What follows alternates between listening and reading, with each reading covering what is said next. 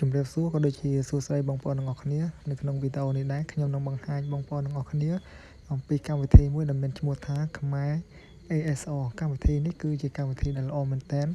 ចំពោះបងប្អូនទាំងអស់គ្នាដែលចង់ធ្វើការសរសេរអក្សរឆាតច្រើនហើយបងប្អូនពិបាកក្នុងការសរសេរបងប្អូនគ្រាន់តែធ្វើការវល់ជាសំឡេងទៅកម្មវិធីនេះគឺវានឹង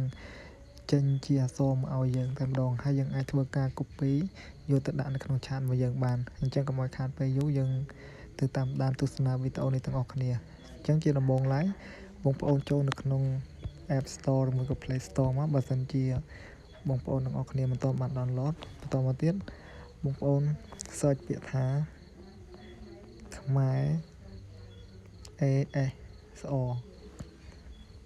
អញ្ចឹងនេះកម្មវិធីនឹងគឺជាកម្មវិធីដែលយើងយកមកប្រើប្រាស់អញ្ចឹងដោយសារតែខ្ញុំ download ហើយអញ្ចឹងខ្ញុំគ្រាន់តែចុច open មកអញ្ចឹងនៅពេលដែលចុច open មកគឺវាចេញបែបនេះអញ្ចឹងគេឲ្យយើងធ្វើការនិយាយជាភាសាខ្មែរអញ្ចឹងដើម្បីនិយាយបាននេះបងប្អូនចុចកន្លែង record នៅខាងក្រោមនេះចុចឲ្យបងប្អូននិយាយទៅសំឡេងរបស់យើងបែបណាអក្សរគឺវានឹងលោតបែបហ្នឹងឲ្យយើងហើយអញ្ចឹងខ្ញុំសូមធ្វើការនិយាយអញ្ចឹងខ្ញុំចុច record ហើយយើងចុច OK មកជំរាបសួរតើអ្នកសុខសប្បាយជាទេ